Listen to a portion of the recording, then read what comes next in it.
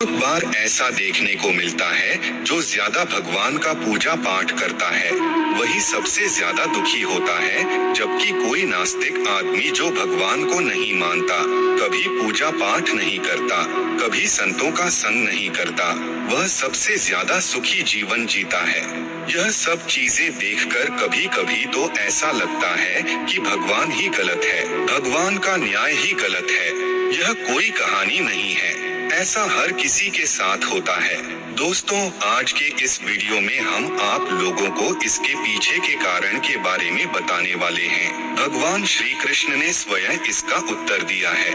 आखिरी ज्यादा पूजा पाठ करने वाले लोग दुखी और परेशान क्यों रहते हैं? इसका उत्तर भगवान श्री कृष्ण ने श्रीमद् भागवत गीता के माध्यम से बड़ी स्पष्टता के साथ बताया है। तो चलिए फिर शुरुआत करते हैं। नमस्कार दोस्तों, धर्मा वचन चैनल पर आप सभी का स्वागत है।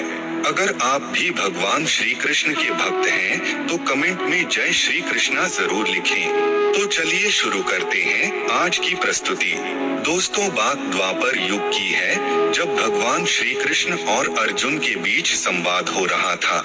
तब अर्जुन ने भगवान श्री कृष्ण से पूछा कि हे माधव, जो लोग ज्यादा पूजा पाठ करते हैं वह ज्यादातर दुखी और परेशान रहते हैं, इसके पीछे क्या कारण है? जबकि जो लोग भगवान का नाम भी नहीं लेते, भगवान का स्मरण बिल्कुल भी नहीं करते और हमेशा गलत कार्य में लिप्त रहते हैं, उन लोगों को मैं सुखी देखता हूँ। इसके पीछे का रहस्य मुझे समझाने का प्रयास करें। तब भगवान श्री कृष्ण ने एक छोटी सी कहानी के माध्यम से अर्जुन को इसका उत्तर दिया। आइए जानते हैं उस छोटी सी कहानी के बारे में। दोस्तों, एक गुरु के दो शिष्य थे, दोनों ही पढ़े लिखे विद्वान थे। दोनों में फर्क सिर्फ इतना था कि एक भगवान को मानने वाला था और दूसरा भगवान को न मानने वाला नास्तिक था। एक ऐसा था जहाँ पर भगवान की कथा होती थी, जहाँ सत्संग होता था, जहाँ भजन होता वहाँ दौड़ के चला जाता और भगवान की पूजा पाठ करने लगता। दूसरा शिष्य इन सब चीजों से काफी दूर था। वह शराब पान भी करता था, वेश्याओं के साथ गमन करता था। सारी बुरी आदतें दूसरे शिष्य में थी। एक दिन क्या हुआ, एक शिष्य शराब पीकर अनाप शनाप बोलते हुए रास्ते में पैदल चलते हुए अपने घर को जा रहा था। अचानक उसको रास्ते में पैसों से भरा एक बैग मिल जाता है। उसकी खुशी का ठिकाना नहीं रहता। वह जोर जोर से चिल्लाते हुए सबको बताता है, मुझे आज पैसों से भरी बैग की थैली मिल गई, मेरा जीवन सफल हो गया। इन पैसों से अपने जीवन की आवश्यकताओं की पूर्ति करूंगा। वहीं दूसरा मित्र मंदिर से भजन करते हुए अपने घर को जा रहा था।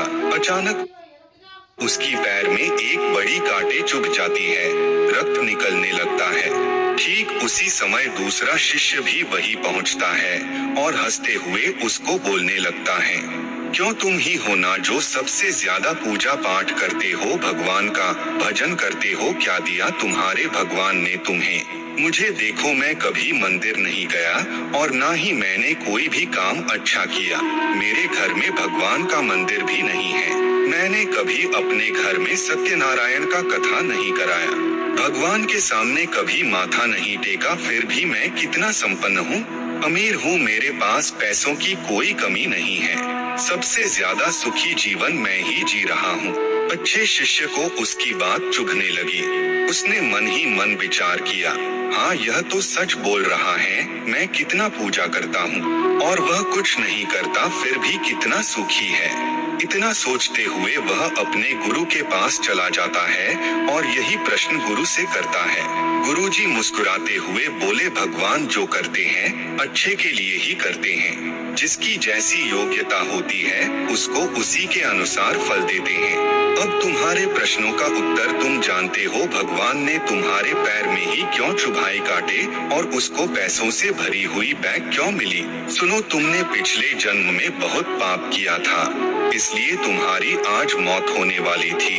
तुम बच गए क्योंकि तुम मंदिर गए थे, तुमने भगवान की पूजा की थी, यही एक कारण है कि तुम तुम्हारी मौत न होकर सिर्फ एक ही काट चुभा।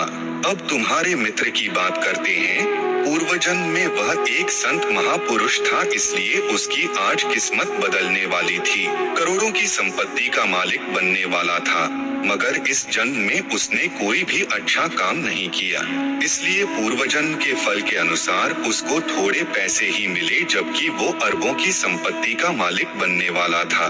भगवान को दोष देना छोड़ दो, अपने वर्तमान के समय का सदुपयोग करो, भविष्य अपने आप सुधर जाएगा। इस प्रकार उसकी आंखें खुल गई और वह फिर से अपने पूजा पाठ में लग गया। तो दोस्तों, आज